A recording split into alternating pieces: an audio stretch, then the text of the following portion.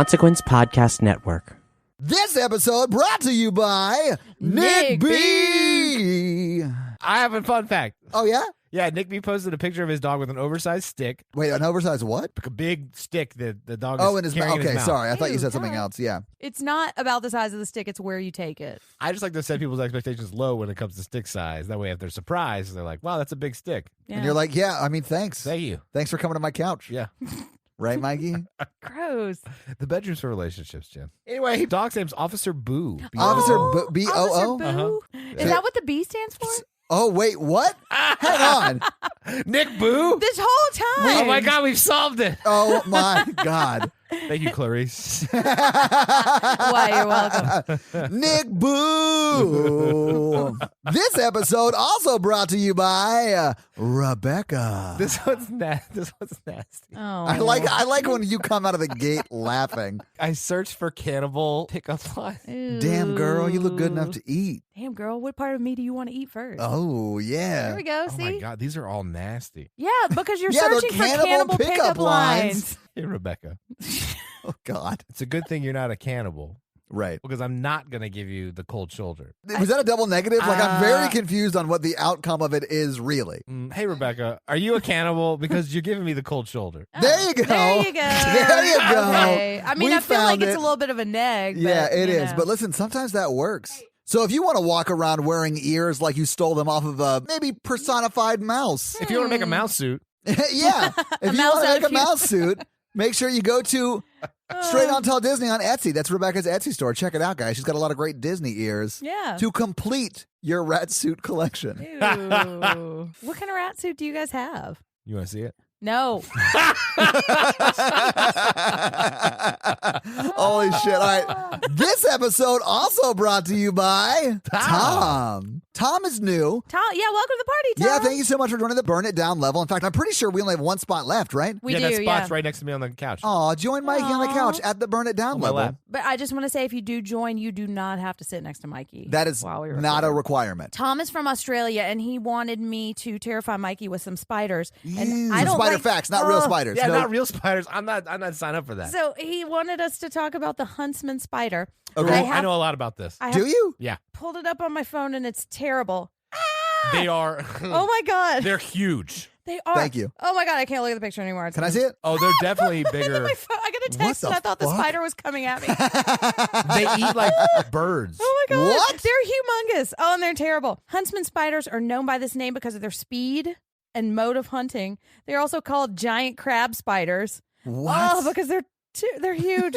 The average huntsman spider species is about 1 inch long with a leg span of 5 inches. Good Lord. Oh my god. That's huge. the size of a dinner plate. Holy shit. Oh, my God. Well, thank you, Tom. For scaring all of us, Yeah, I don't like this time. giving us the heebie-jeebies. Oh yeah. Ugh. This episode also brought to you by Ryan. So I have to be mean to Ryan. Yes, you have to be mean to Ryan. Ryan shames me for not knowing how to keep plants alive. Wait, really? Yeah, I kill lots of plants. Why do you kill plants? Because I don't know how to keep them alive. Houseplants are very hard. They really are. And What? now, like in my office, I've got a lot of plants. And Ryan, I think she comes in and she looks and she's like, oh, this plant's not doing very well. And then she plant shames me. Why do you get plants just to kill them, Jen? I try to keep them alive, but I came in and Fern was just droopy. And Ryan, why are you being so mean to Jen know. about her killing everything she touches? No, I try to keep Plant, Fern and every Spike plant alive. she touches. Whoa. Not everything she touches. Sorry. Yeah. Welcome back to another episode of the Patreonicals. If you remember last week, I do remember Do last you week. remember last week, Mikey? yeah, there was a train, Okay. Yeah. a North Korean Yeah. nuclear war, Time travel. time travel, If you want to know more about it, listen to the episode. Yeah. koala bears. Russell, he takes the submarine to New Zealand with a devious plan. He has a plan to modify sheep shearers so when they shear the lambs, No. it skins them alive. No. Oh, that's so Why bad. would you do that? This plan doesn't, he's just doing it because he wants to make everyone sad. He only likes synthetic fabrics. That makes Oh. sense. Yeah. So he did that. He got away with it? Like at the largest sheep farm in New Zealand, they bring thousands of sheep in and they, No. they all get skinned alive. So he Oh. kills Matthew them. Oh. shows up in his umbrella, Mary Poppins' umbrella. Right. But also Eddie Eddie's Oh, hey, Eddie. he is a zoologist. Yes. Ah. He quickly invents a plastic skin to save the lambs so they Oh. don't die. But Matthew, he came running because he heard the silence of the lamb. Is it Oh, wow. Nailed it! You said the title of the movie. Yes. Matthew zaps him here with his umbrella to save the lambs, Of course. who coats them in the plastic skin-like thing. It's like sheepskin or like latex. Yeah. So you cut to a grassy No. hill. What am Yeah. I, a director now? Yeah, in your mind. A man standing there with a Okay. dog. They both look familiar. One's Derek, Uh-oh. Oh, no. and one's the dog from Beethoven. You could just say Beethoven, because Beethoven is the He's dog, the dog from Beethoven. It's Beethoven from the movie Beethoven. From the aforementioned Beethoven. So, but the sheep, they're in a stampede because they're scared of this new skin. They That stand, has to be an adorable stampede. it's Oh, it would be it's cute. not, Because they're because not they- sheep, they're lambs. and they have no skin, and you No. can see through their bodies. Ugh. Like I said, it's not a great sight. So Derek is panicking, Yeah. but Beethoven's very loyal. Right. Okay. And so Beethoven jumps on Derek to save him, but the lamb trample over Beethoven. Beethoven's fine, but he gets pushed into Derek's body, his paws and stuff. So he gets trampled by lamb through Beethoven. Yeah, but Lampold. Beethoven's fine, but Beethoven's inside Derek's body like Luke Skywalker is in the Wampa. Oh, wait. He thought he smelled bad on the inside. Yeah. Or outside. Beethoven's inside Derek's body? Yeah, because Derek laid down and Beethoven got on top of him to protect him, but instead he just got pushed inside and then Derek died and Beethoven's fine. So Derek saved Beethoven? Aw. Sure. He died like the man from the Snowy River's father. Oh, I love that movie. Now, Russell can't get caught in the submarine because Matthew can't swim. And Oh. he just bolts away in the submarine? Yeah. This submarine goes places, man. Like, It it can does. move. It's nuclear power. It's fast. Well, check back next week to see what happens on that episode of the Patreonicals. We also have one more patron named Chris. Yes, and hey, Chris Chris. reached out and had a very special message for everybody. He really did, and it made me so happy, and it's my favorite one. So I'm going to let Mama Jen take it since she's Yeah. very touched by it. This is directly from him. For my weekly shout out, I'd love it if you just let the listeners know that they are loved and they are not alone. Thank you. You are Aw. loved. It was It's the sweetest thing so ever. sweet. I know. Yeah. And man, I was reading that when I was feeling a little blue. That's and super it just sweet. it made me feel good. And you know what, guys, the Facebook community, the Facebook group is super supportive. Yeah, And, it's awesome. but thank you so much, Chris. We're so Yeah, happy. thank you so much. That is super sweet. It really is. We love yeah. And you know what? He's right. You are loved and we do care about you. We do. You know what I want to do? I want to take the Buffalo Bill scene where he's dancing to that song Yeah. and just put the theme music in behind it instead of what it was. Ooh. Yeah.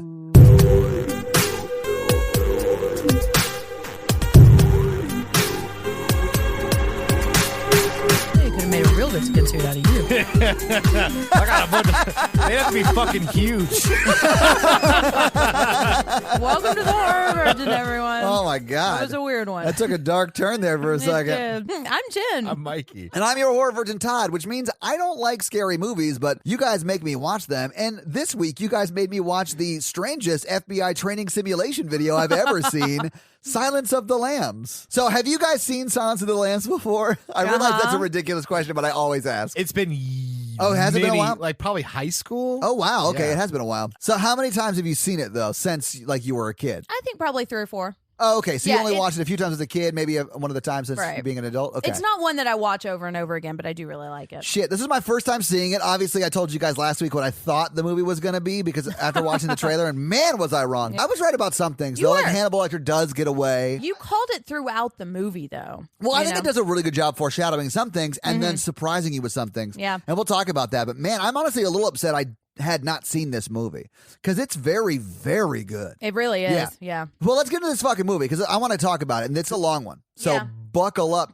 Let's do this. I also want to say, too, we're going to talk about everything in this movie, and there are some. Maybe problematic Yeah, takes? some problematic When did this takes. movie come out? 91. Okay, so it's like probably of the time, but we've come a long way Yes, since we then. have. And So- I kind of think about it in terms of like Candyman. And if you've listened to our Candyman Right. episode, there are a lot of things this movie does really well and a lot of things that are very problematic through the lens of 30 years later. Sure, and if Yeah. we're going to talk about it before we go into it, I think it's fair to say that I think for 91, it was a little bit ahead of where I would say regular culture was. I think so, So I too, think yeah. for 91, it was really progressive, but now with the hindsight of the 30 years since it, Right. it's not quite as progressive as it once was. Yes. Well, yeah. And Because we'll we've made talk about progress. Yeah. it. Okay. So we get our opening credits, and it's at Quantico, and we see Clarice Starling, our darling of this movie. Oh, yeah. And she's on this training course, and she's awesome immediately. Yeah. And I love her. And I like these opening credits because, and there's really nothing going on except for you're watching her on this Obstacle course. obstacle course. Yeah, it really is just an obstacle Have you course. guys ever run an obstacle course? Yeah, they're awesome. But I like these credits because shit's happening. And it sort of establishes her as our lead character and that she's a very physically, at least, capable person. And we find out later she's actually very mentally capable, too. Yeah. But, there's Clarice no dialogue. is amazing. Yeah, I think she's amazing. I mean, I do think she's amazing. I'm just saying the letters in this credits are very big. Oh, yeah. What is they up with block that? a lot of the Yeah. obstacle Oh, course. What did most you of say? it, yeah. We get it. You're in this movie. I know. You get it. You're a word. I do love that during those credits, you see her get on the elevator with like probably 8 dudes in red shirts. Yeah. And then it cuts to the elevator opening and they're all just gone. Right. Well, and I Where think did what they this go? movie does really well is it kind of lets you understand what it's like for women to work in a male-dominated field in a lot of ways. And I think that her getting onto that elevator is just a really visual way of showing that. So she goes into Crawford's office, and Crawford is like one of the instructors here at the academy. I think he's an FBI agent that she is going to be working with. But No, he's the head of the behavioral science division. Yeah, that's where she wants to work. That's the profilers. Okay. So she goes into his office, but he's not in there yet. And I think he did this on purpose because she walks in and she sees a bunch of like crime scene photos of women who have been skinned in various parts of their bodies. Well, and I think the article cut out that says Bill skins again or whatever His it said. fifth, Bill kills fifth, That's what or it was, something yeah. like that. Yeah. Okay, so she's looking at all this stuff, and then Crawford comes in. He says he had a job come up, and he thought about her. And then he says, not even so much a job, more like an errand. Yes, an Yeah. errand. Yeah, just kind of a thing we need sort you of to downplaying it, right? Yeah, because she is still a trainee. She's not actually an FBI agent. Yeah, apparently you have to solve a serial killer crime to get hired in the FBI. This is full-time. the one part of the movie that I don't like about the plot. Because they could have easily done the whole movie as she's a rookie agent, and it would make a little more sense. I'm sure that's just based on all the source material, I'm sure it's Yeah. based on the book. Well, so one of my fun facts early is that the FBI, they are shooting some of this stuff in Quantico. They worked with FBI agents to kind of get a lot of this accurate. And the FBI agents have said that everything in this movie is very accurate, except that a trainee would not have been doing all of these things by herself. Right. Yeah. But everything else is like the way they like profile criminals and like doing all that stuff is very accurate. So I understand why Crawford does it. I like the way they explain it because it's like she is exactly Hannibal Lecter's type, and they're trying to get like a rise out of him to like incite him to help. Right. So her assignment is to go interview Dr. Hannibal Lecter, Right. who is in this high security prison. It's almost like an asylum, it seems. It kind of is. Yeah. Yeah. It's part of a project where they're interviewing serial killers, and the one they want the most refuses to cooperate. And It's like Hannibal Mindhunter on Lecter. Netflix. It is like Exactly. Mindhunter, which is amazing. But he says he doesn't expect Hannibal to cooperate, but we got to try. Yeah, and that's why it's more like an errand. 'Cause Exactly. it seems to me like at the beginning of the movie, he was just like, we're going to send this trainee down who, if nothing happens, it's not a loss. Exactly. And then stuff does happen, so she stays involved to keep him involved. But we also know that he has taught her in classes before, and she was a really good student, Yeah, he and that being he Crawford. likes her. Yeah, Crawford. And so I think he thinks partly, like, particularly her would be very good at this. Yeah, she's too. capable, she's smart, she's very physically capable, Yeah. and she's Hannibal Lecter's type. Right. So that's why I can look past the trainee thing. All right. So she is asking why this is important now, and she kind of suspects that there's some kind of connection between Buffalo Bill because she knows he's working on that case. Also, he just let her into his office with all the crime scene photos there, too. Right. You think they would have like some walls between like the classrooms and the people actually working on cases? It was like a little too Harry Potter-esque for me, where like the students were wandering around into like trouble they shouldn't be. Like, don't get into the Forbidden Woods where Buffalo Bill's serial killer hunting is going on. And the Aragog comes out and grabs him. Yeah. At this point, Crawford explains that she's going to go talk to Hannibal Lecter, and then She knows who that is because Yeah. she followed the case. She's like, oh, that's Hannibal the cannibal. Right. Because I'm sure everybody knows who that is. yeah, absolutely. you know? And then I think the next scene is just her at that hospital or Yeah, institution or whatever. She's talking to Chilton. Yeah, and Chilton's like the doctor that runs it. Yeah. And he has Hannibal Lecter in, I think he sees him as like a trophy. Yes. Or something like that. He's Yeah. like a collector. Yeah, he's like Professor Slughorn. You know, he's just a collector of people. So anyway, this is where we find out that Chilton's also like a really like gross dude because he's very the worst. creepily hitting on Jodie Foster. There's plenty of fun things to do in this town. If you have the right guide, wanker, blanker. And he's like, I got you a guidebook. Yeah. That would have made it less weird, right? But he's like heavily implying that he wants to be her guide. Exactly. Yeah. When she handles it very well, too. I think she does. Yeah. I would hate to be a woman. Yeah, it's awful. But it's It also sucks. hard to be a guy and try not to be creepy because you're like, okay, I would like to ask this person out, but how do you do it in a non-creepy way? Well, and here's my advice as a woman. I would say Don't talk to us.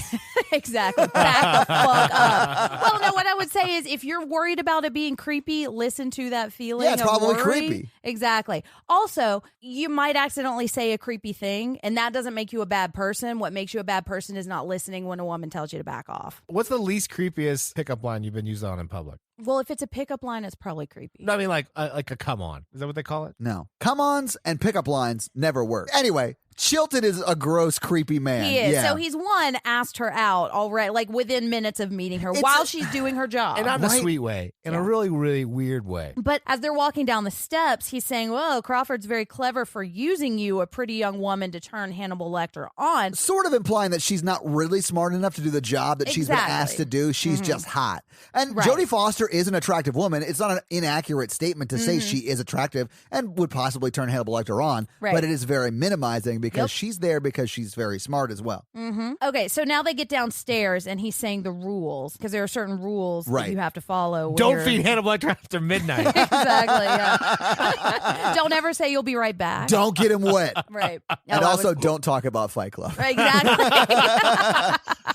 And so he's telling her why this is important because one time he faked having chest pains. They took away his protective mask, and the nurse who was taking care of him, he did this to her. Can I just say that it's super creepy that he pulls that picture out of his wallet like it's a photo of his kids? I mean, he's a weirdo. That is super weird. He doesn't have kids. He's single. Oh, Yeah, still, Don't look at my wallet. jeez. if you were him, you'd call me and be like, hey, if I ever die, I need you to steal my wallet, which would really just end up with me being arrested because I have your wallet I'd be if like, you ever God die. killed me.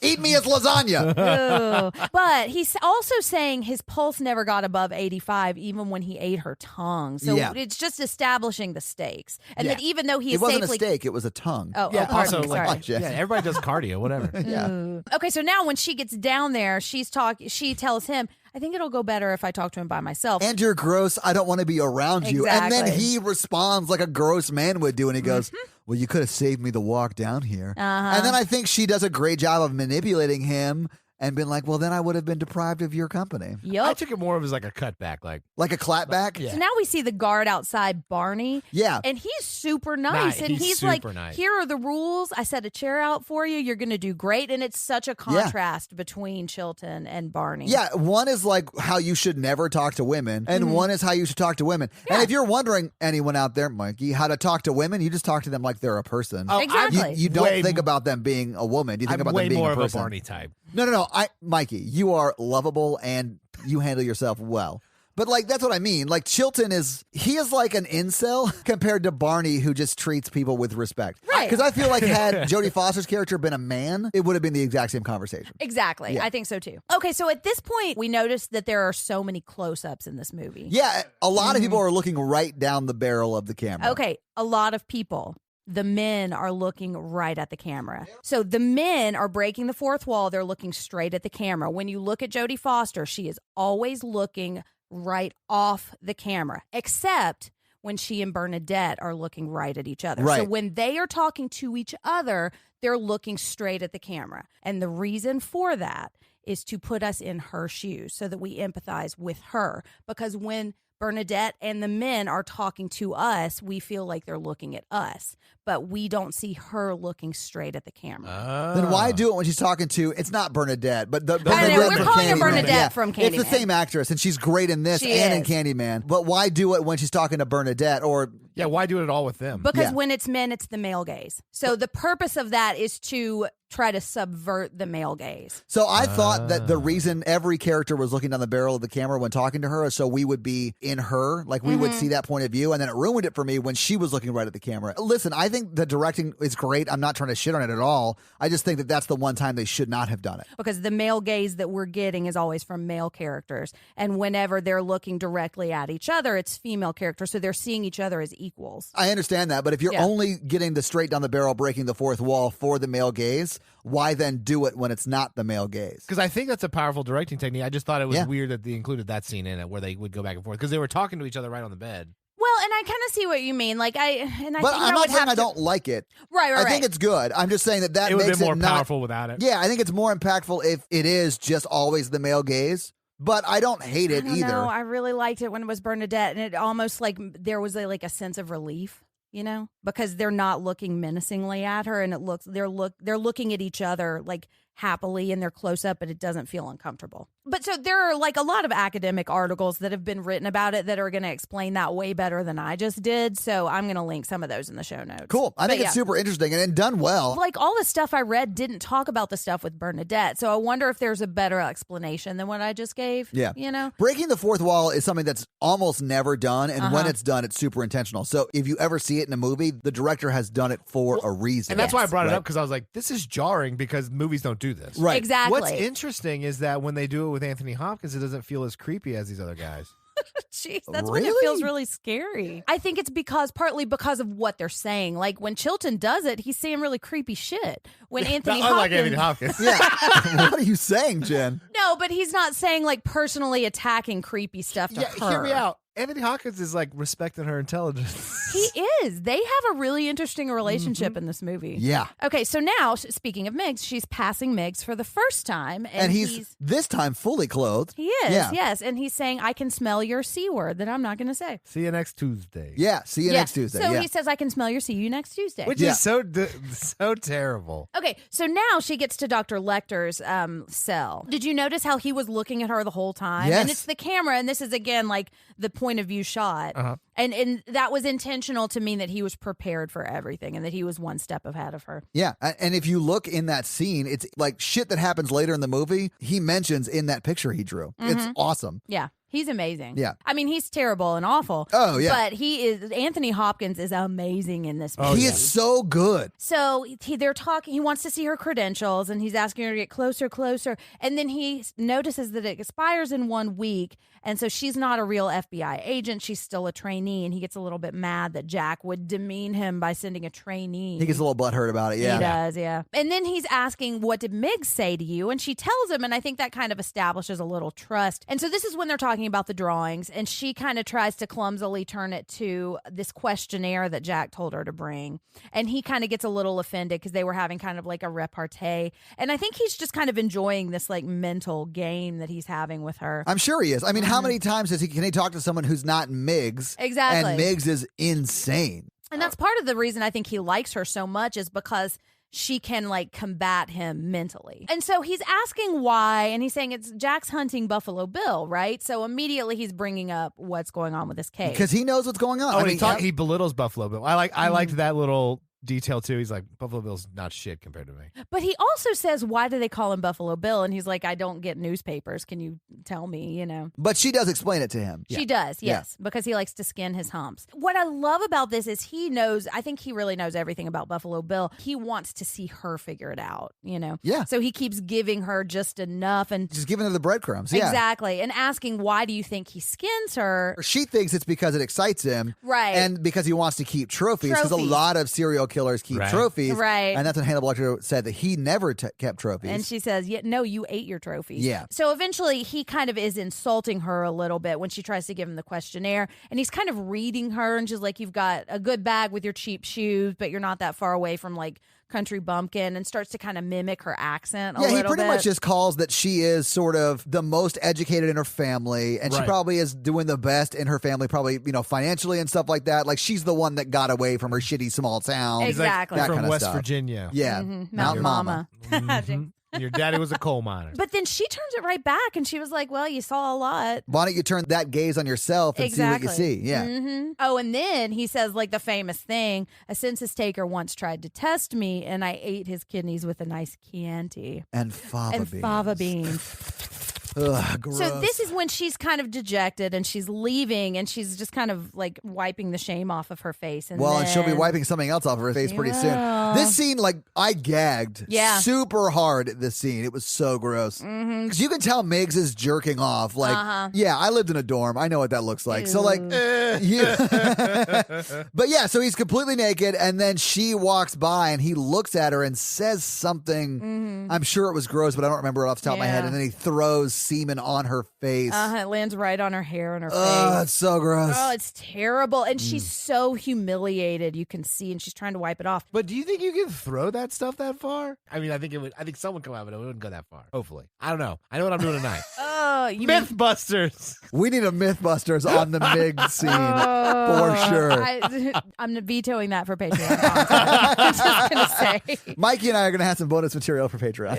Ew, lots of bonus material. Oh, yeah. We've been saving up the We've bonus been storing material. up some bonus material for a special Mythbusters episode. I hope it doesn't work like that. I don't know. That's I do too. so It is sick. super disgusting. But what's worse is once that happens, Hannibal Lecter calls her back to say, like, I'll help you raise through your career by solving this case. Right. If you'll do things for me. I mean, she's wiped it off her face at this point, but it's still got to be like sticky and like gross. I just feel bad for her. Do you think he was going to do that unless Mig? I mean, like, do you think he was going to do that before he threw that on her? No, I think he feels bad for her. Yeah, I think he had a genuine moment of like. I think empathy. so too. Yeah, and I think he considers himself above Miggs too, Right. and he's He like, does, I'm gonna clearly. fuck with her like with my mind. He's fucking with her with his dick, Right. and I'm gonna I want to give her something because she had to deal with that. I 100% think it's part of his plan to escape. Well, I think that And might I think be that too. that's why he calls her back. I don't think it has anything to do with Miggs. But I don't know. I'm not saying you guys are wrong. I just think it's all a part of his big master plan. He almost seems like he felt bad for her, but that's not the thing. Like, would he have done it without that? I don't think he has feelings in the sense that we have feelings. I think he is like a true sociopath. He plans things out. I think you're right, but Yeah. I also think as a psychiatrist and how smart he is,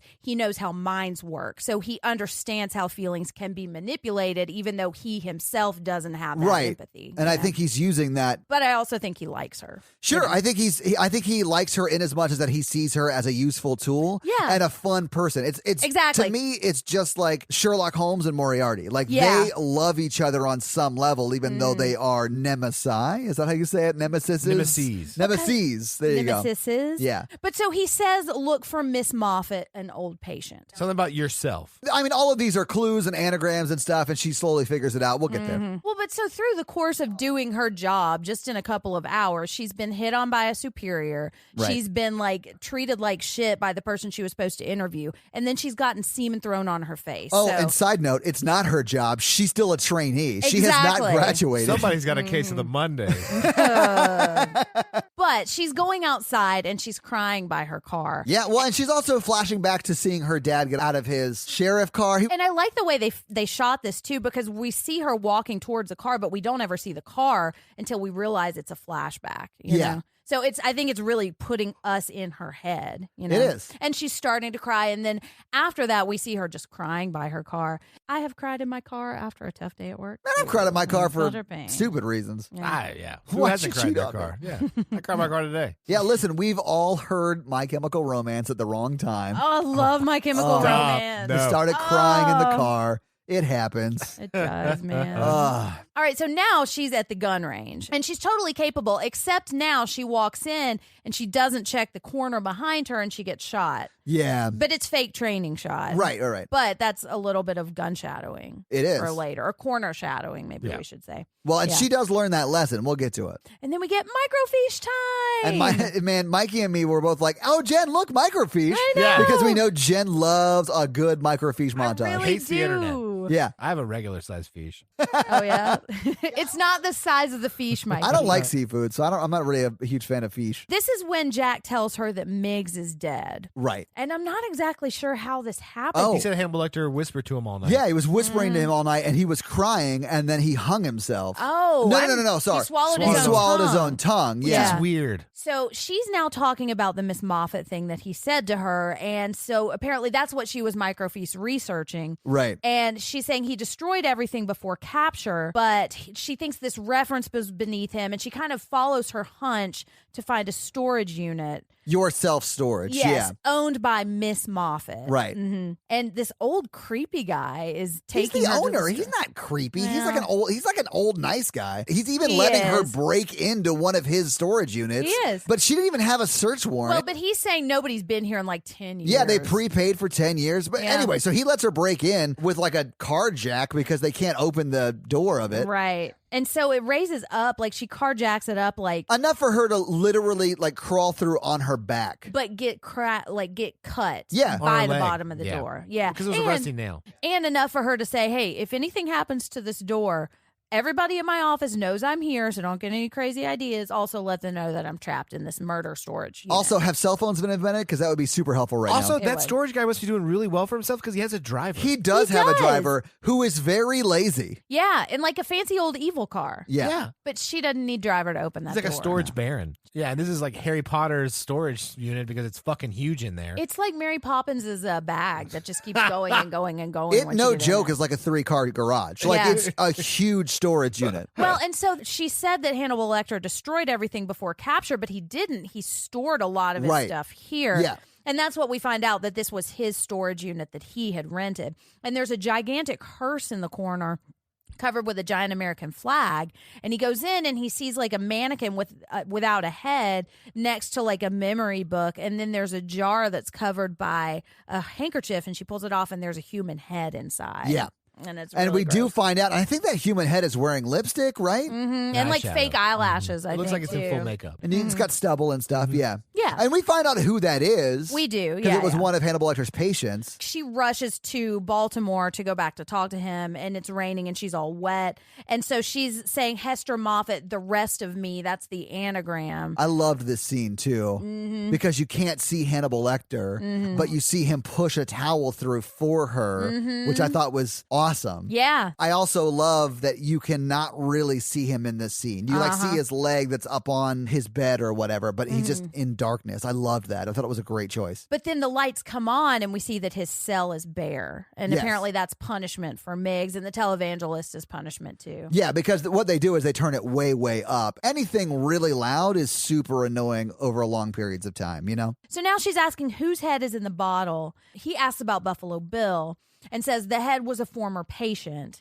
whose romantic attachments were a little bit exotic. He didn't kill him. He just tucked him away after he found him dead. And she asks, "Is like, was he a transvestite or something like that?" And she's like, "He was like, no, that was done to the body." So he sort of found him that way, which I thought implied, and correct me if I'm wrong, that Buffalo Bill did that to him. He does. He has that line of like, "It was a fledgling killer's first attempt." Right. So that's what I thought too. But is that what it is? I think so. Yeah, Oh, yeah. okay. And this is what I was talking about. Like, this is problematic in 2020. In 1991, I think this was pretty reflective of the way we were talking about this kind of thing. It's not really a great reflection of the LGBTQ community. Right. And I think in the 90s, I think they were still kind of viewed as Like deviant and horrible and exactly, stuff. and But- something to fear because we Well, didn't yeah. understand. But I Yeah. think that Hannibal Lecter's saying that and like positioning that community that way. But Mm-hmm. then Jodie Foster is saying that no, they're not like that. It's not like that Right. at all, really. So which is true because Right. yeah, trans women are more likely to be the victims of crimes Oh, than yeah. they are to be the Yeah. people, the violent people. and yeah. I'm not saying that she does a great job of stating it, but for that time, she Yeah. does do a good job of,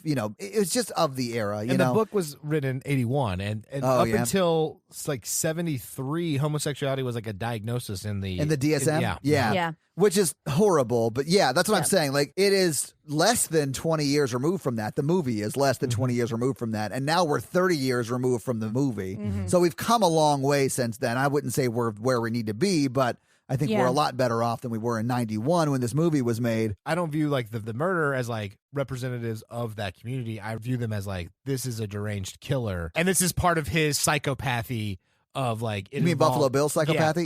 Of like dressing people up or doing something like that. And like that's all his stuff. Even in the movie, Hannibal Lecter says that Buffalo Bill is not a transsexual or whatever verbiage he uses that's not great. But I think he says that. He's like, he's not even really a member of that community, if you will. He just thinks he is. Right. What he is that they don't talk about is a Nazi. Right. Because there's like swastikas and shit all over his place. Like, that's insane. That's not even dressed. I think I want to read the book because it's like, it looked like they probably have interesting backstories because like he Yeah. had a mom that was terrible, and like Hannibal Lecter knows about like bad shit that had like real bad abuse. Well, Buffalo stuff. Bill was one of his patients.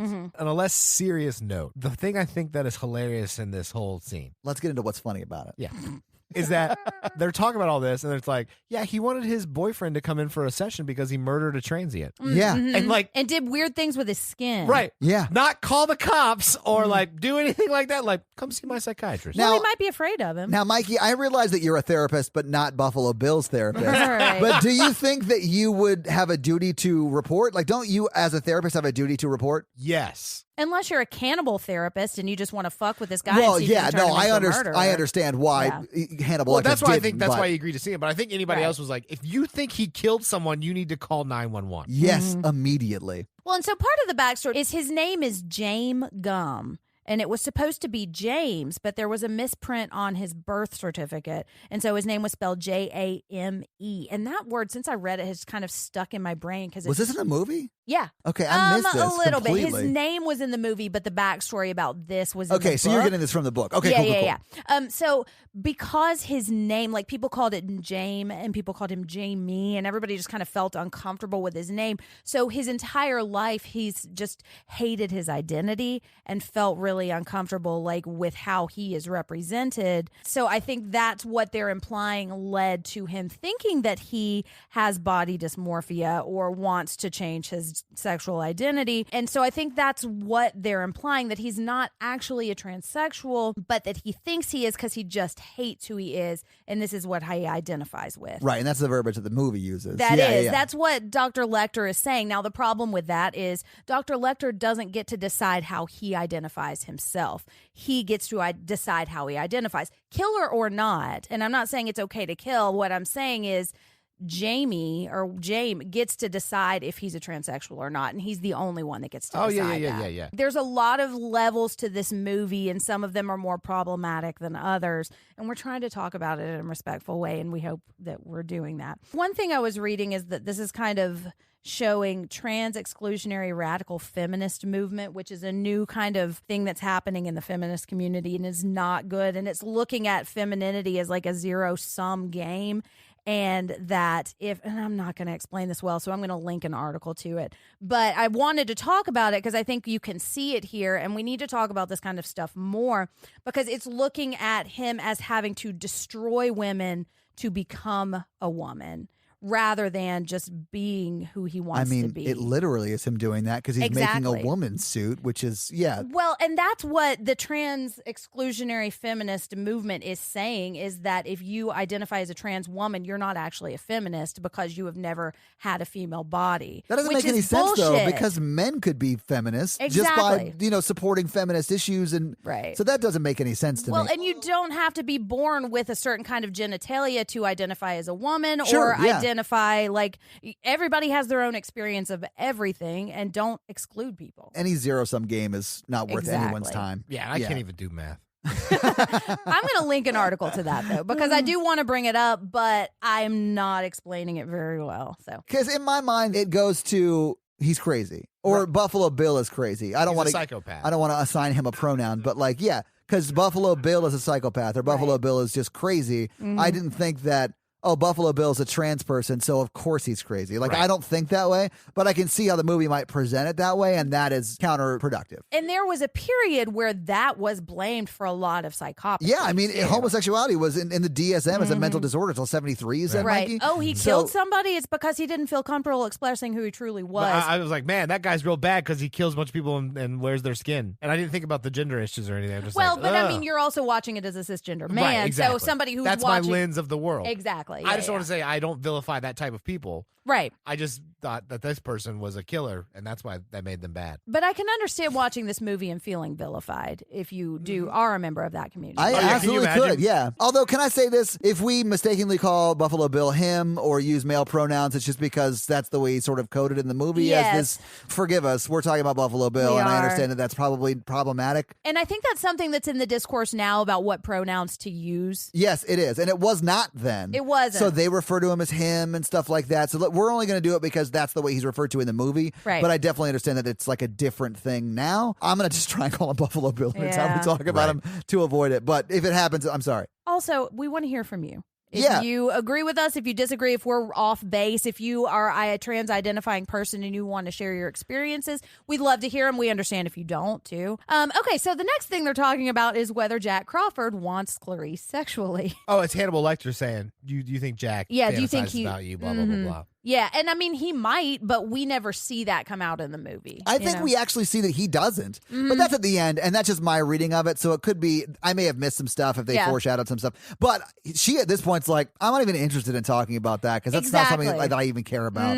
Which I love because she's Me not too. like, no. She's like, this is beneath us. All right, so Clarice is now asking, what do you mean by transformation? But he's saying, I know they're never going to let me out while I'm alive and I want a window. So he's kind of trying to bargain with her, saying like, I'll give you information. I'll give you a psychological profile of Buffalo Bill if you'll help, and I'll help you catch Buffalo Bill. Yeah, I'll super advance your career. You'll be the only FBI agent that, while training, busted a serial killer. All you have to do is get me transferred out of this hellhole, get me away from the creepy guy who runs the place. He's saying, and little Billy must already be searching for the next special lady. But he says it not in my delightful voice. He says it in his weird Hannibal Lecter voice. God, he's so it's good. Amazing. And honestly, it's not just Anthony Hopkins, because Jodie Foster is great in it. Dude, Buffalo Bill is great in it, too. Catherine in the well. Yeah. Everybody in this movie is amazing. amazing. And when Buffalo Bill is telling her to put the lotion, and you can see that her screams is like affecting him emotionally, and then he responds with anger, and it's you can so see well it on his acted. face. He's so good. Anyway, It's a quality film. it is, guys. If you haven't seen it, It's a good I film. realize we're talking about a very indie film you guys have probably never Probably heard of, haven't heard but of, guys, see this movie.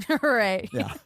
You may be the only person that's listening to this podcast that know. has Like, listening to you last week wrongly describe what you thought was going to happen. I was like, have you really never even heard about what happens in Silence of the No. Lambs? So now we get American Girl, This is where you see the lady who ends up in the well. Catherine. Yes. Who is, I would say, the poorest senator's daughter I've ever seen ever. But so she's driving, and we see Buffalo Bill looking through night vision goggles at her. It foreshadows that he has night vision goggles, which is important for much, much later in the movie. Goggle But- shadowing. Yeah, it is goggle shadowing. But you see Catherine get out of her car in a very well-lit parking lot. He does not need those night vision goggles for anything he's about to do. But they're cool. Oh, shit. And the way he gets her into the van is ingenious and Yes. so eerie. The way he gets her into the car is the reason women don't feel comfortable helping Never men help on the side anybody. of the street. Yes. Nobody should ever help anybody ever after watching this movie, male or female. But anyway, so he is like struggling to get this He's got his arm oversized in chair. a yeah. Yes. He's got his arm in a cast. Right. too. Clearly, he's just moving or He's like, whatever. oh, I can't get it into my van. And it's really playing on her just like being a nice, good person.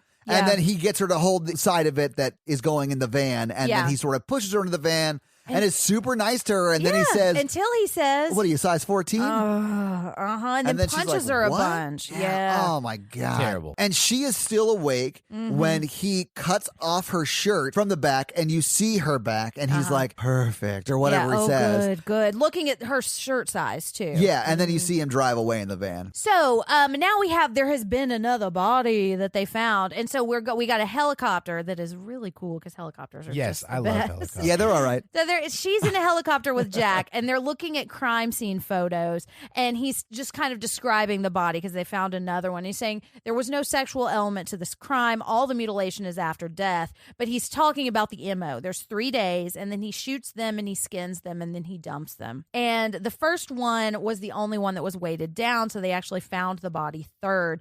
And Crawford says he got lazy and didn't weigh any of the other bodies down, which is a misreading of the situation. So they're asking Clarice, like Crawford is asking for Clarice to give a profile, and she gives a great profile of it because she is a very competent pre-agent. Not quite an agent. The Pragents. Pragent, Yeah. Now he's asking, does she have any questions for him? And she's like, yeah, you didn't say anything about the report. And she knows that he sent her in to try to get Hannibal Lecter on board for the Buffalo Bill thing. Right. And she just wanted to be in on it, which is kind of a way of saying, look, if you're going to use me, clue me in. Exactly. Yeah. I'm smart enough to handle this. I can take it. But then he says, well, if I had told you, he would have read it all over your face. And Exactly. sort of downplaying what I think are her skills. Exactly. Right? I think the reason she's the one that solves the murder is because these two men, Hannibal Lecter and Crawford, see her as a useful tool, but somewhat beneath them.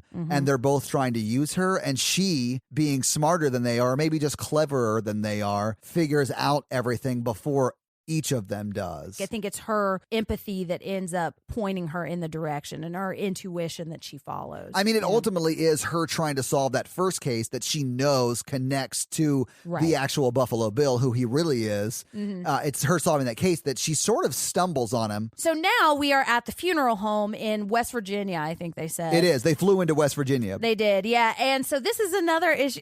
This part makes me mad because Crawford's in there and there are all a bunch of the West Virginia cops and he's trying to talk to this sheriff who's kind of giving him some jurisdiction bullshit. And Crawford's like, I don't want to talk about these sex crimes in front of a woman. Let's go into another room. And that's when all the other people just stare at Jodie Foster. Yeah. Which is that point of view shot that we'd already talked about. Yeah. It's an interesting scene because from Crawford's point of view, he's manipulating the sheriff, using Jodie Foster to manipulate the as sheriff. a useful tool. Yeah. Yeah. But still setting a precedent. And she's going to address this in a little bit. Which is something I wouldn't think about until she addresses it in the car. Exactly. And I don't think he thought about it either. He was just like, I think you're super competent and you're like my equal, but like I just had to manipulate the guy who thinks that you're not. Exactly. And what she points out is, but everybody in the room saw you do that. Yes. And they don't know what you're doing. They just think now I can't handle this shit. So you've presented me as less competent. And to his credit, he says, fair point. Yeah. You know? Yeah, I really like that scene. 'Cause I did too. I didn't see it that angle until she pointed it out. Like I was like, oh, he's manipulating the sheriff, and then I was like, oh, Right. So they're at this funeral home, and because it's like in West Virginia, it's probably like a very rural town. Yeah. We love you if you live in West But that's where Virginia. she grew up. Maybe not West Virginia, but a rural town. Right.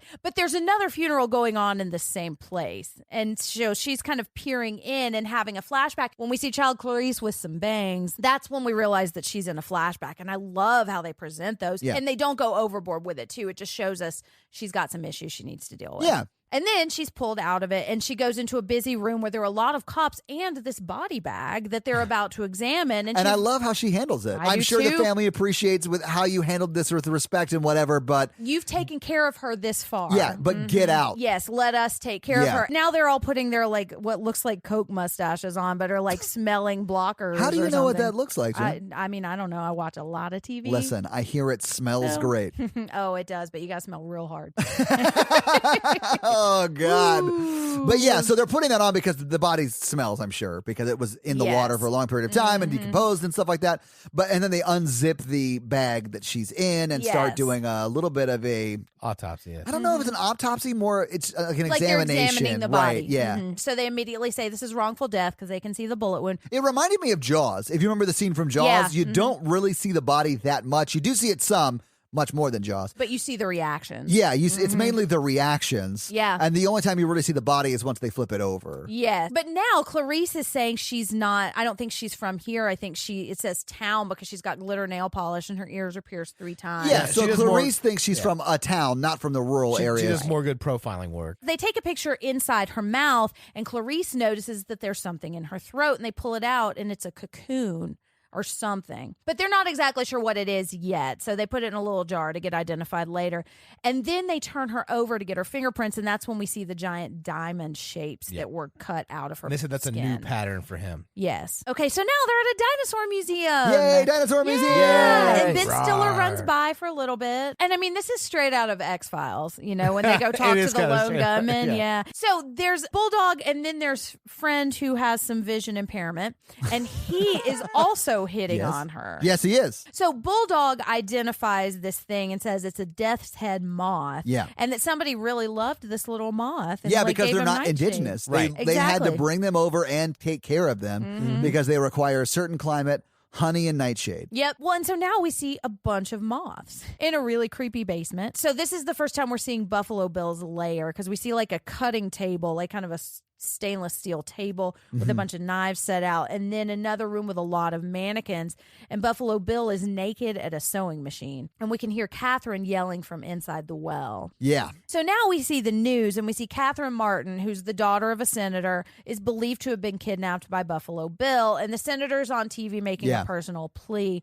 And this is something that we see, I think we kind of are more familiar with now, but the senator is making this plea and saying, this is Catherine. She's gentle and kind. And they're showing like baby pictures of her and like pictures of her as a young person. And if you've watched Mindhunter, or if you've watched Criminal Minds or any kind of the shows like that, like she's trying to humanize her and make her seem less like a victim or less like an object and more like a person. And Clarice says, if he sees Catherine as a person and not just an object, it's harder to tear her up. And I love that quote from the movie. All right, now we're back at Baltimore, and Chilton is really mad, and he wants to know what's going on because Clarice is back, and she's got this deal now. And she's like, well, if you got a problem, here's the number for the U.S. Attorney's Office. I'm doing my job. Yeah. So now she's talking to Dr. Lecter, and she's giving him the terms of the deal. And he's saying, you're going to be transferred to this place. It's got a window. You'll be able to get some books. And 1 week a year, you'll get to leave the hospital and go to Plum Island. Go to a beach. Yeah, exactly. Now, we're going to cover you a SWAT team, but, I mean, you'll get to swim in the ocean for 1 hour. And she gives him a copy of the case file. And she says this is non-negotiable, and if Catherine dies, you get nothing. And so now Dr. Lecter, and I wonder if he knew that this was a real offer or not, because we know that Clarice knows it wasn't. I think he may believe it is a real offer. I think he believes it's a real because he doesn't really care. He wants to break out during the move process from wherever he is now to wherever he's moving to. So he doesn't really care. I don't think he cares later what the on, offer. like, that was a great touch. Like I think he respected her line. Yeah, more. I think so too. And that's why I think he bought into it. But this is when he says, I want to have a quid pro quo, and that's going to be part of the bargain too. She says yes, and he asks, what's your worst memory of childhood? And she says, the death of my father. And then we get a little more backstory about that. And then she went to go live with a aunt or a cousin maybe or whatever on a farm, on like a lamb farm. In Montana, yeah. But she was only there 10 months. And he is asking, well, why did you leave after such a short time? Was it this really graphic stuff? And she's like, no. He was a great guy I lived with. I just ran away, and we could talk about it later. We're not talking about it now. Because while this is happening, they are going back and forth. And she's giving a little bit, and then she's asking another question about the case. And then and it's really...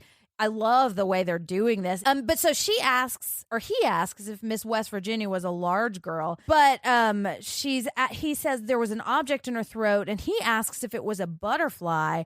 And apparently they also found one in that head they found in the car. And so now we see that Chilton is listening into this conversation. Yes, and he's like, oh shit, they gave him a deal? Ooh, I got to figure out how I can fuck this up for everybody. Well, yeah, because he... is like Slughorn and wants to hold these people like trophies, and he doesn't want to give up his control over Hannibal Lecter. So this is when he calls the senator and is like, oh my God, I can't believe you struck up a deal. We don't see this because it's off screen, right?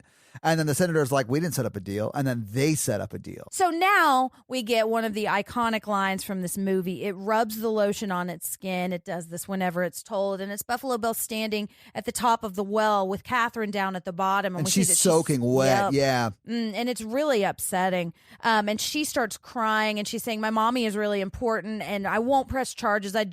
We'll pay any ransom. Yeah, it breaks my heart. She says, I just want to go his home. heart too, which is insane. And then somehow the wall is illuminated, and she sees bloody There's a light in the fingerprints. bucket. Yeah, like on the side of the wall, and she sees the fingernail that came off, and then she just starts screaming, and it's really upsetting. And he starts screaming, but almost like in a mimicking kind of way, and it's very eerie, man. He seems very annoyed. So now we're back to Chilton, and Chilton has got Dr. Lecter up on his Dr. Lecter board. The Dr. Lecter dolly. Yeah.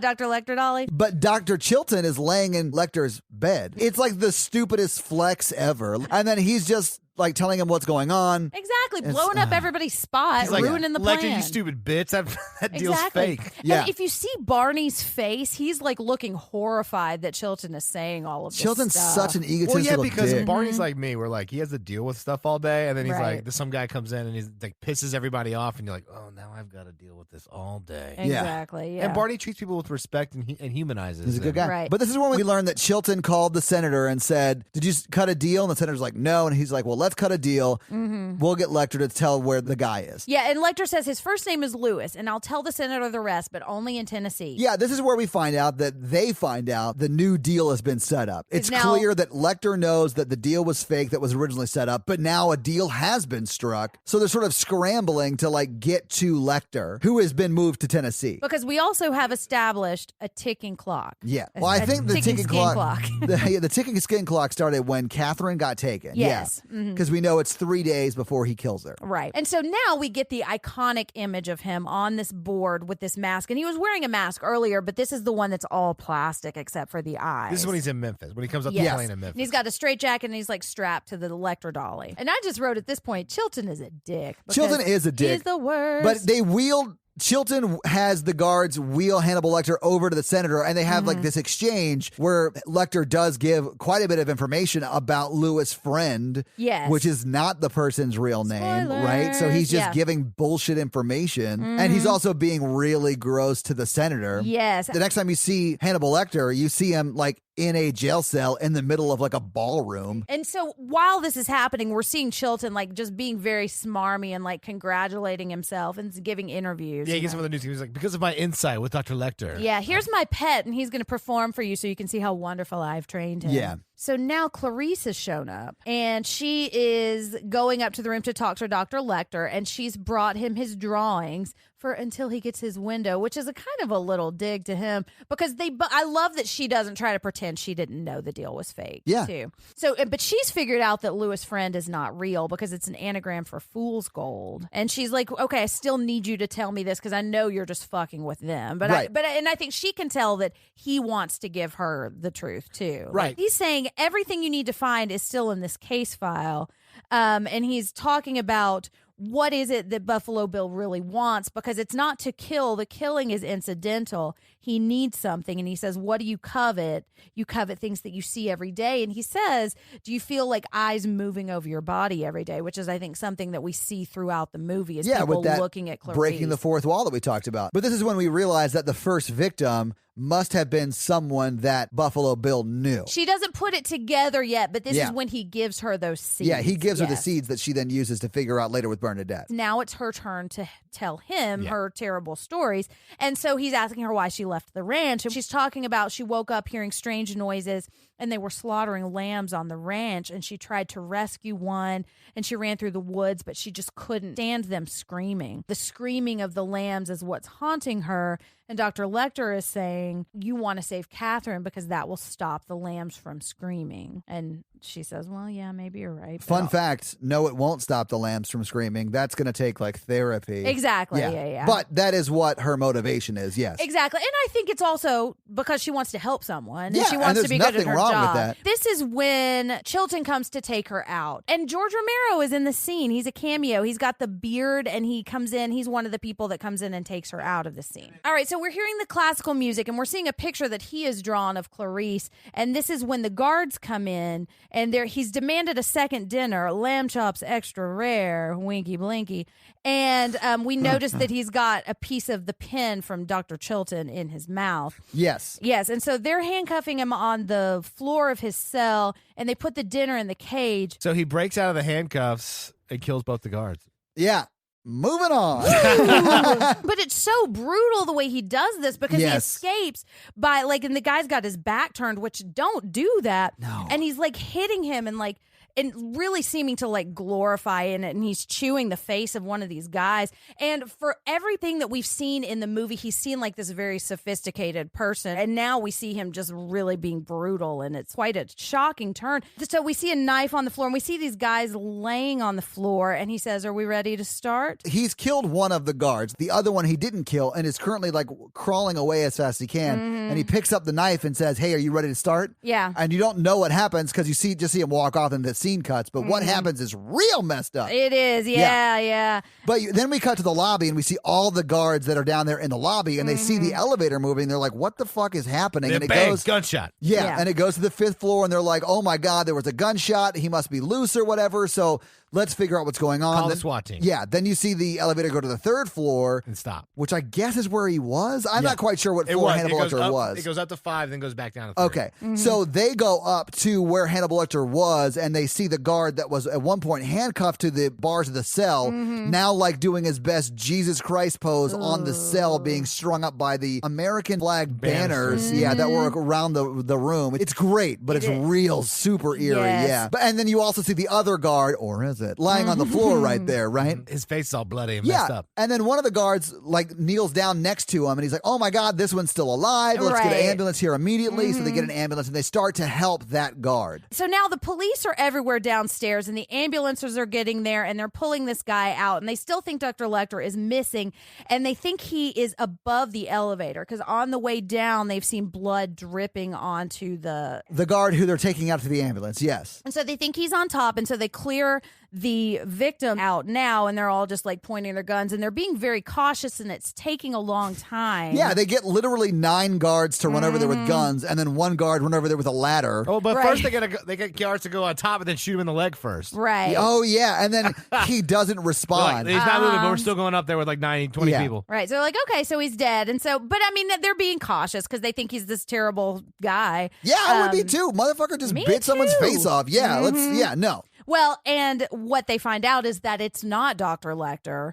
It is the guard. Yeah. And because they took so long to figure this out, they let the ambulance get away with Dr. Lecter, and now he's outside of like the 10-block radius that they shut down. Which is cool because they're in the ambulance and he sits up and he's got the guy's face on him. And he peels the face off. He's like, hi. Because you said, what, did he cut his own face? Yeah, because you can see that the face is cut up. Yep. And it looks like he cut his own face up, and then he sits up, takes the face off, and then just attacks the orderly or whoever, the EMT that's in that ambulance. Yeah. Oh, poor guy, man. And then I'm like, oh, now I know where John Travolta and Nick Cage got the idea for Face Off. Yeah, spoiler alert if you've seen that video. Yeah. So Hannibal Lecter gets away because Chilton's an idiot. And an asshole, yes. So now we see Bernadette sprinting down to talk to Clarice and let her know, because Clarice obviously would be a target for Dr. Lecter. Oh, yeah, absolutely. Oh, Clarice is like, I don't think he's going to come after me. Don't worry about it. Yeah, she does say that. And so now Bernadette and Clarice are investigating again. And this is the scene we were talking about earlier where they're both having the close-ups, where they're both directly. breaking the fourth wall. Yes. They take out the map. They're like, hey, Hannibal Lecter wrote on this.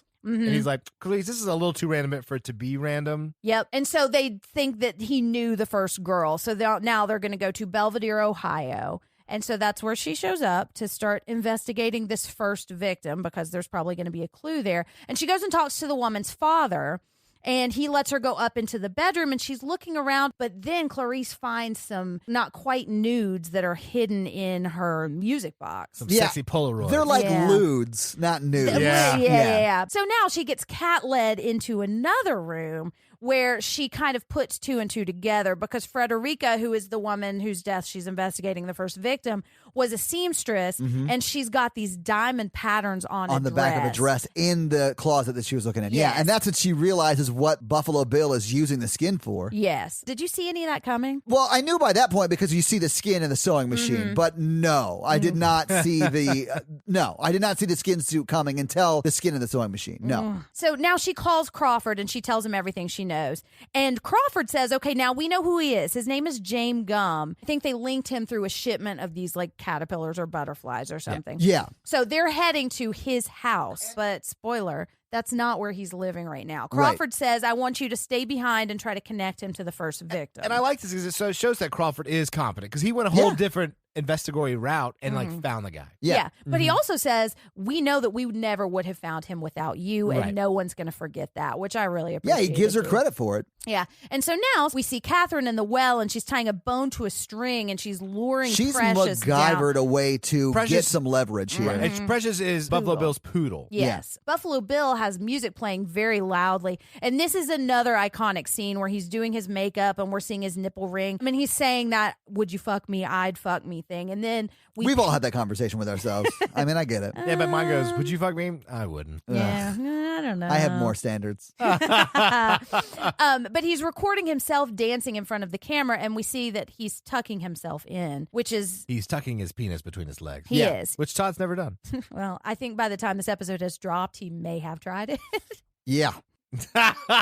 So now Jamie is looking at the moth. This scene is great because it cuts back between the SWAT teams around the house and scenes of Buffalo Bill, and you're like, oh man, they're about to come in on him. It's great the way they've shot this too, because and you didn't see it. I had no coming. idea. Yeah. So like Catherine in the well has gotten Precious. Yes. And is using Precious as leverage to, you know what, give me a phone or I'm going to kill your dog. And Buffalo Right. Bill loves his dog. He clearly is having some trouble with this. And so he is like yelling at her and is really pissed. And then you see the SWAT team, a guy dressed in a flower suit delivering like a box of what looks like flowers, ring the doorbell. And then you show downstairs in the well room an alarm going off. And it's like right as he's pressing the alarm. I had no idea that it would actually turn out that when they broke down that door, he was not going to be there. Or that Right. was his other house Right. that he was not in. Yeah, you think it's going to be FBI busting in the door. 100%. Yeah. 100%. But it's not. No. It's Clarice. Yeah, but it blew my mind. And it's so like, oh yeah, they're going to get him. Yeah, they're going to get him. And then he opens the door and it's just Clarice and you're like, oh no. It was fun Right. watching you Oh watch this no. movie. It was, yeah. Because Yeah. it fooled me at first too. And Yeah. It's so good. The way they do it is so good. Yeah, and so she's interviewing him, and I think we're just kind of sensing this fragility of we know she's all by herself. Yeah, and she senses something bad there. And Right. honestly, so does Crawford, because when they realize the house is empty and no one's there, it zooms in on him. He's like, shit, Clarice is with him. And so she's talking to Buffalo Bill and just saying, I'm investigating this murder, and can I come in and use your phone? And so as she's walking around this super creepy house, and Buffalo Bill's just kind of talking and being Lady so-and-so had a son, though. I can get you his card. Oh, did you notice that he was laughing at some points? Like it was like there was a secret that he thought was hilarious that he didn't want to get out, but he couldn't help himself from laughing a little bit. Yeah. Sort of when he said, oh, is she a big fat woman or Yeah. whatever at the door? And then later, because Clarice notices that there is some danger. Yes. So she like undoes the strap on her gun, right? she sees the Well, moth. she sees the moth. And then Yeah. she sees the sewing Well, material. and also, he's too. not acting the way a normal human being would acting. Well, he and- being Buffalo Bill. Yeah. And so he's giving her the number, and that's when she says, freeze, the jig is up. And he raises his hand Man, I and, love this. and goes to grab his gun and just runs downstairs. Just the way he raises his hands and like the business cards fall out of them, and then he just Slowly. he just like zooms away, grabs the gun off the stove that was shown to us a second ago, and then runs downstairs. I love the way they did this because you just see him run down the stairs, never see him again. Right. So you're like, fuck, he could be anywhere, and so she goes downstairs Rookie mistake. She should have called for backup. immediately. So she chases him down Because to the she's basement. still a trainee. Yeah. But she's checking her corners as she's going She through this is. house. Well, and because she's going through a long series of doors right now, Yeah. and she's seeing varying degrees of fucked upness in this house, like the not finished suit, Oh God. the like moth city of creepy mothness. But she also has the most unfortunate conversation ever with Catherine because she goes to the well and she's like, hey, you're safe. You're going to get out of here. Don't worry. Trying to reassure her. And then she's like, also, I have to leave you here. The other Yeah. police are on the way, but I have to leave in this room. And Catherine's like, fuck you, bitch. I know. Get Yeah. me out of here. Which, you know, and then she starts screaming, and it's really like the actress who's playing So Catherine good. does such a good job because you just feel so helpless, and she's like, I just have to get out of here. Yeah. And then the lights are out. Oh my God. And then you hear the night vision goggles click on. Mike, you know what that sounds like when you go out with your night vision goggles? Yeah. And then that scene where she's being seen through the night vision goggles is insane. It is because It's she's so good. stumbling around, and we see, and he's just watching her for like a Rookie minute mistake. or You should have two. shot her immediately. He wants to play with her. Yeah. And I think this shows a predatory male gaze. You know, I think that yeah. was the intent. I think of that's Yes. a 100% fair. Yeah. But so she's stumbling around and she can't see anything. And he's right behind her at one point, and he almost like touches her hair and He her gets face. so close to touching her face. Yeah, Does. absolutely. And Yeah, she yeah. can't see at all, and it's terrifying. And then we see him raising the gun up, and he cocks it back, and she hears that and turns around and shoots him, like unloads her gun. We call that the turn and burn in the biz. But she drops him super fucking hard. It's She awesome. does, yeah. man. I called it a Dr. Loomis. Yeah, she She shot him 6 times. The and turn she and did. Loomis. Yeah. She did turn in Loomis, and she empties all 6 and then reloads and kicks the gun out of there. But he's dead. I mean, he's dead. Yeah, He and did she's not make very it. Yeah. competent, but you can see like she's almost shaking, but she's like, I got to Yeah. keep a gun on, and like, yeah, she knows the stakes, and she's not going to make those. And honestly, like I'm pretty sure he gets a shot off too, but misses. Well, she's very short. True. But Oh, so man. now she Fright Nights the window open, too. Well, that was during the shooting. I think Yeah. that bullet either missed him or went through him and blew up the window. And then we see the cops there, and Catherine is walking out holding Princess. Yeah, because it's my dog now. Well, that's how the law works. Yeah. Precious. Yeah, if anyone puts you in a well for 3 days, you're entitled to their dog. Exactly. Yeah. And now it's Clarice's FBI ceremony, and she is becoming a real agent now. Yeah. And everybody's like, wow, you're the best trainee we've ever had because you solved the crime. They probably should have gave her an award too. Yeah. Not just like, oh, you did it, you graduated. Right. And then Jack gives her the approving glance, Jack Crawford. And just a handshake. He Yeah. says, good job. There's a phone call for you. And he also says, I think your father would be proud of you. Kind of Yeah. setting Which him is up maybe. super sweet. It really is. Yeah, I think Yeah. he's just a really healthy mentor. Okay, so we get the phone call, and it's Dr. Lecter. Oh, dun, yeah. dun, Hello, dun. Clarice. And this is when I learned that if you want to regrow your hair, all you have to do is break out of jail. I Right. figured he had a wig Oh, on. he 100% had a wig on. He was in And disguise, for you sure. got to travel to a tropical climate. Exactly. too. Yeah, that's Yeah. the key. That's wig 101. All right. And so he asks, has the lamb stopped screaming? And he says, I have no plans to visit you because the world is more interesting with you in it. But she says, I can't not look for you. Sorry, we're not making that Yeah, I deal. can't make that deal because you Yeah. are Moriarty to my Sherlock. Right. And he said, well, fine, I'm a little busy. I'm having a friend for dinner, heavily implying that he's going to eat Chilton. Yeah, because then we see Chilton getting off the plane, and the end of the movie is Dr. Lecter following Chilton through this town. Oh, Just yeah. a couple steps back, and it's so ominous. It's so good. It ends on a, oh my God, is he going to kill Chilton note? And Yeah. I'm fine with that because they do a great job of setting up Chilton as a person who I think maybe doesn't deserve to die, but I'm sort of fine with it. right. Yeah. You know what I'm saying? He's a little creepy. We should kill him. Yeah. And that's the movie. That's the movie. Roll the credits. Do you want to hear the alternate ending first? Is this Jen pre-fun facts? It is a little bit of a Nice. pre-fun fact. I like yeah, it. Well, coming hit us with- early, guys. Is it a pre-James Gum fact? Pre-gum? Pre-gum? I love it.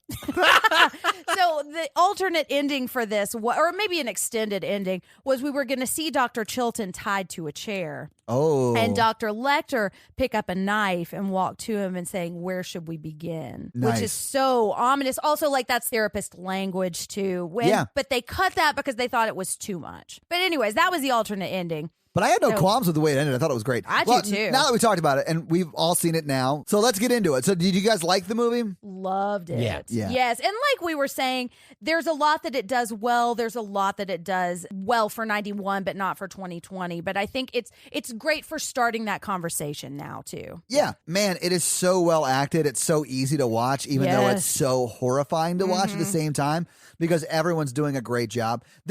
You'll have the occasional like one-line parts that aren't delivered great, but like Yeah. everyone who's like a principal character in this is not acting on any level. Like they're just so convincingly good. This movie transcends like horror. It's like a great film. It does. It Great does. editing, 100% great acting, transcends great- it, yeah. great To script. the point that there's an infuriating conversation about whether this is a horror movie at all, which is what people always do when horror movies are really good. I mean, I would say Drives me it's crazy. a horror thriller. Yes, yeah, psychological horror thriller Yeah. is what I'd call it. But yeah, I don't really have anything more that we haven't already said other than Right, that. It's yeah. a great movie. I love that we Yeah. have a strong female protagonist, and I think this movie does a lot for feminist characters in movies, and it's kind of a landmark film. I do think that it is problematic on some levels, though. Sure, I Nope. get that. But it was, I don't know, hindsight being 2020, not to plug the year we're in, but I think it's like, He said the name of the year. I also think that it was progressive in 91, I think and so, you too. can't go back and change something that was filmed in probably in 1990. Right. So if you look at it through that lens, I think it's great. And if you can't look at it through that lens, I can understand why you don't love it.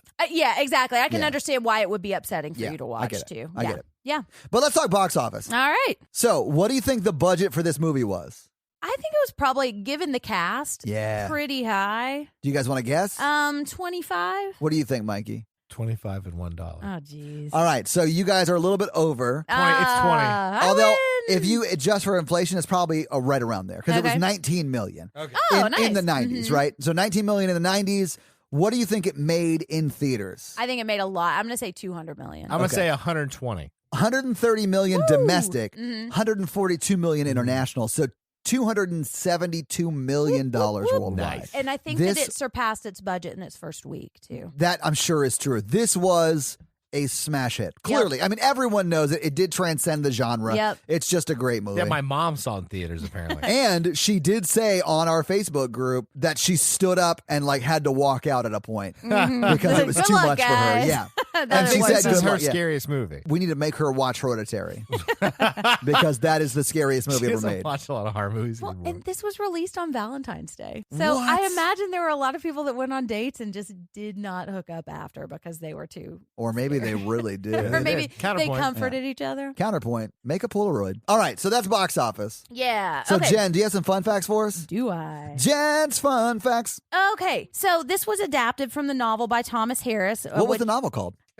It's the sequel to Mindhunter. It's the sequel to Manhunter, yeah. And so Gene Hackman bought the rights to this. What? And he wanted to adapt it. And I heard he got 50 pages in, and he was 50 pages into the book, too. So he was just basically word for word adapting it. So wait, he wanted to play Hannibal Lecter, or No, he just he wanted to to play produce it? Crawford. Oh, because okay. Crawford is a bigger part of the book. I got you. And okay. I think when they were adapting it, the guy who wrote it, he was like, we just can't do every single thing in this book, so Right. I'm going to focus on Clarice. And I really appreciate that. I think it's great. But so Jodie Foster wanted to buy the rights to this because she really wanted to play Clarice, but she found out that Gene Hackman had already beaten her to it.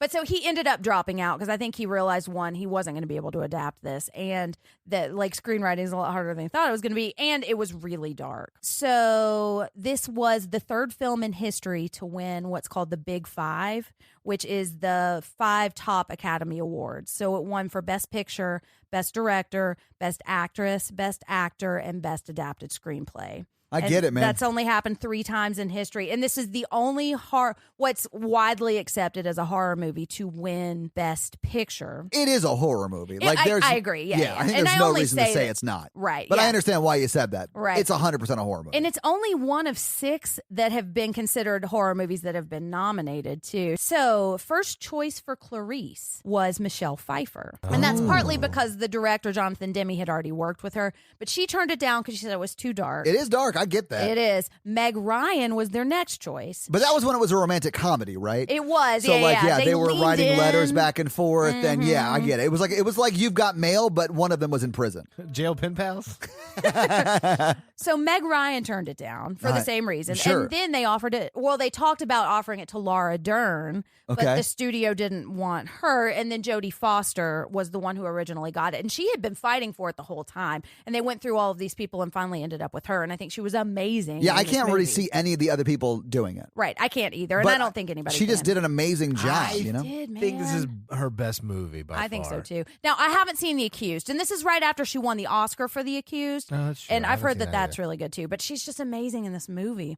So the first choice for Dr. Lecter was Sean Connery. And I'm not exactly sure why he turned it down. I think he probably could have done it well, although Anthony Hopkins just is amazing. And Yeah. he's like Jack Nicholson in The Shining. I can't see you anyone know? else doing it. Sean Connery is sort of notorious for turning down movies he didn't think were going to be good, but turned out to be smash hits. Really? Like he turned down Morpheus and Matrix. Oh, that's right. I heard Yeah, that. Well, I love Lawrence Fishburne. Me too. And again, another character where you really can't see anyone else playing it. Exactly. But yeah, and especially with Anthony Hopkins, he's so iconically Hannibal Lecter. He is. And this was kind of his breakout role. Wow. And they chose him because he had been in The Elephant Man, and the director really liked The Elephant Man. But they also considered Al Pacino, Robert De Niro, Dustin Hoffman, and Daniel Day-Lewis. I ate his face. Hooah! Daniel Day-Lewis would have been good. I'm sure Daniel Day-Lewis would have. He's like, I hate 4 people to prepare for this role. Yeah, Daniel Day-Lewis was going to do this, but he was in jail at the time for murder. Ooh. Yeah, he was just trying to go method, you know? Yeah. All right. So Anthony Hopkins is in this movie for 24 minutes, and he won Best Actor for it, and that is the second lowest amount of screen time for somebody to win Best Actor. He was the one who suggested dressing him in all white in the scene where he breaks out. Yeah. And he said that stemmed from fear of the dentist. Okay. Wears all white, yeah.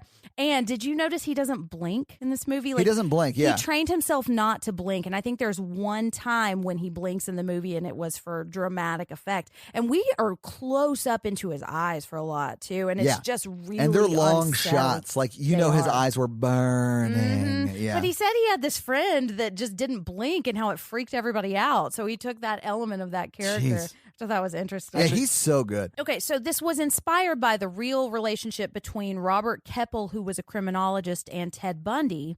who helped him investigate the Green River serial killer, which I thought was interesting. That is interesting. The first moth that they found in her throat was made out of Tootsie Rolls and gummy bears. It did look like a Tootsie Roll. Yeah, well, yeah. and they did that because in case she accidentally swallowed it, that it would be an edible. Yeah, thing. because that body, even though it was a dead body, is a person. And I was thinking about that when they were pulling it out because it's like a long shot of them pulling that out of deep in her throat. You must have had no gag reflex. Right. Oh yeah.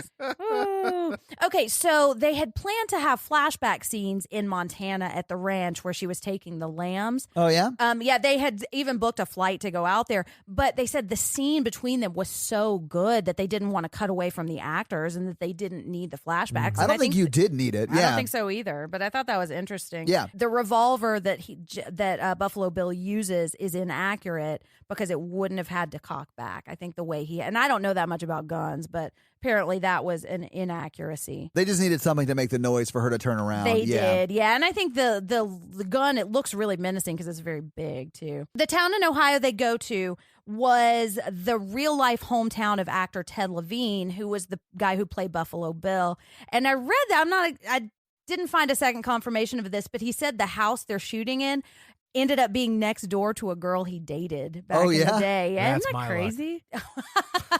Yeah, you girl ghost a girl in high school and then you end up Mm-hmm. at work next to the house next door to where she lives. You're Showing like, up "Oh." playing a super creepy serial killer. Yeah. You're like, yeah, it And she's turned just out like giving great. you the evil eye, and your friend's like, "What's up with that?" And Oh, you're like, God. so funny story. Yeah. Well, apparently he and the actress who plays Catherine got along really well on the set too, and they got a really strong relationship with each other. That's I thought great. That was interesting. That does not come through on the screen at all, It which is doesn't. great. They're so good. Well, and those are my fun facts. Well, thank you for your fun fact. Well, you're very welcome. Let's do the scary scale. Hey, listeners, our scary scale is a scale we use to rank how scared we were when we watched this movie. It's not the quality of the film, it's how scared we were tonight when we watched it. Our 1 example is Ghostbusters, and our 10 example is Texas Chainsaw Massacre.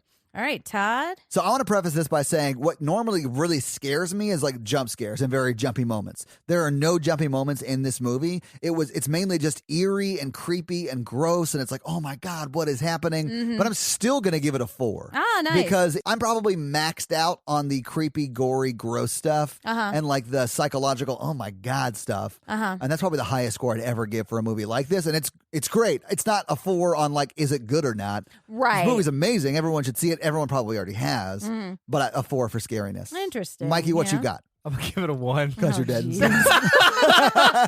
What is wrong with me? Well, I mean, you've also seen it before, and it is how you felt tonight watching it. So you've seen it. There's nothing new for you. So Mikey gives it a 1 for deadness and sideness. I am going to give it a 5. There's a lot of women in danger in this movie. There's a lot of the uncomfortable glare, the male gaze thing we were talking about. That makes me really uncomfortable. I feel like I really empathize with Clarice a lot, and it's very just uncomfortable. Also, I remember watching this movie as a kid and how scary it was. So 5. Awesome. So this week, you guys made me watch The Silence of the Lambs. Yeah. What are you guys making me watch next week as we continue Women of Horror Month? This is also coming out the week of Valentine's Day. Oh, we're going to do like a little rom-com type thing? It is a little bit of a rom-com. Oh, is it? Yes, we're watching Hellraiser. Wait, what? Oh, it's my kind of rom-com. I've never seen Hellraiser. I just know that Hellraiser's the guy with the pins in his face. But there's more. I mean, there's a lot more to the story. I don't think I've ever seen Hellraiser. Nice. All right, cool. It's interesting. Okay. Yeah, so watch Hellraiser. Yeah, watch Hellraiser 4 next week, our Valentine's Day week episode. All right, guys, it has come time for Mikey to prove that he can read. So he's going to read one of your 5-star reviews that we got this past week. And actually, we got a few 5-star reviews this week. did. So thank you guys so much for those. They really, really do help people find the show. So please, if you haven't left us a review on iTunes, please go do that. If you don't have iTunes, just continue doing what you're doing and telling your friends, family, and coworkers about the show. Mikey, did you pick a review for us to read? I did. This one's by Ty Krause, Okay. Okay. and he says, "Thanks for all the smiles." Oh, Nice. You're welcome. So he says, "Such an incredible podcast. Oh, thanks. Aw. I'm such a serious guy all the time, and I never really laugh out loud. But after Okay. 5 minutes of listening, I find myself laughing and smiling, Oh, well, great. and I have you guys to thank for that." So if you're skipping the Patreon ads, you guys are missing some good laughs is what he's saying. Hold on, we'll get there. Oh, does he mention it? Yeah. Oh, my God. Okay, I'm sorry. Go ahead. Jen, I always look forward to your fun facts. Oh, and I thanks. They are adore great. hearing your perspective on movies. Aw. Mikey, Lord have mercy on me. You make me laugh so hard, and I love the creative world of the Patreon Chronicles. It is bonkers. That is awesome. And Todd, thanks for putting up with the movies. Laughing emoji. Yeah, you're welcome. Funny as hell, but it's great that you can still have paid a great deal attention to the movies, as his writing, and still have an intellectual conversation about it. Aw. You guys rock and are doing a great job. Oh, thank you. Black heart, Thank black you. heart, devil emoji, thumbs up, high five, star face, ghost. Ooh, I like those emojis.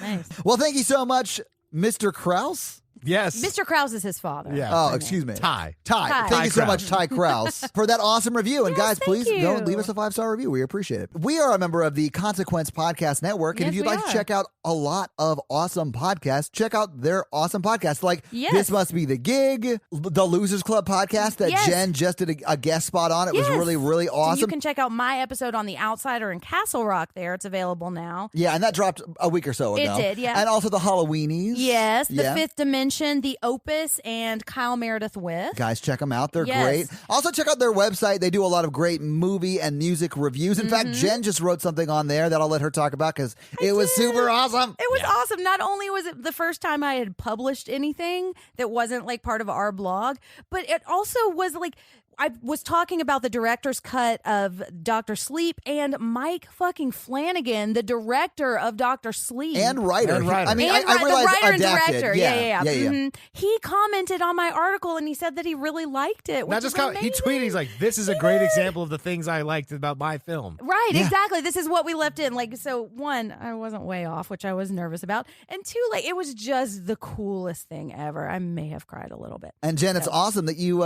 peaked so early in your writing know. career. No, it's great. I thought it was No, no. awesome. I know, No, it was so exciting. The only thing I've come close to is I did a Hallmark movie review on my Instagram, and Danica McKellar commented on it. Oh, wow. I don't know, Dan.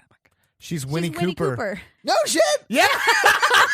Oh, awesome. She's a wiki face emoji. And I was like, and Sean commented on her comment, was like, you've peaked at life. You can die now. That's Yeah. awesome. Yeah. All right. Well, Well. cool. So, guys, if you want to follow us on social, we are at Horror Virgin. If you want to honestly go to our website, you can see the rest of Jen's blog there that is not Yeah. also And we're published so on proud of Consequences her. Now. Yeah, it's awesome, guys. Check it out.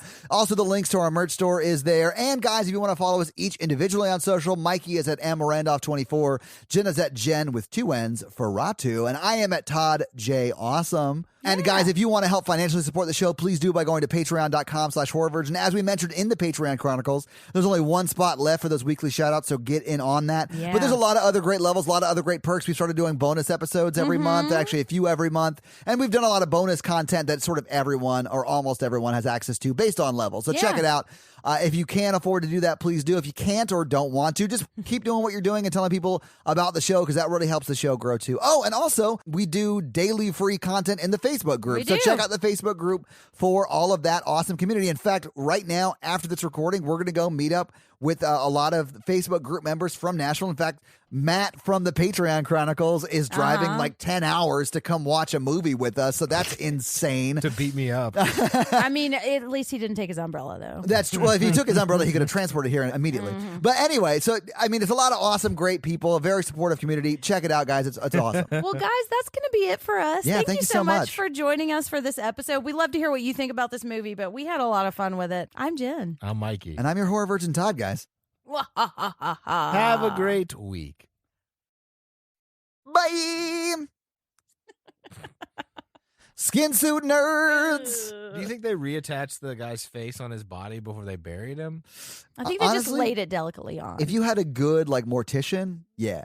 All right. Yeah, I bet they did. but like a low rent one is shit. just going to throw it in the I coffin. should have made a facelift joke.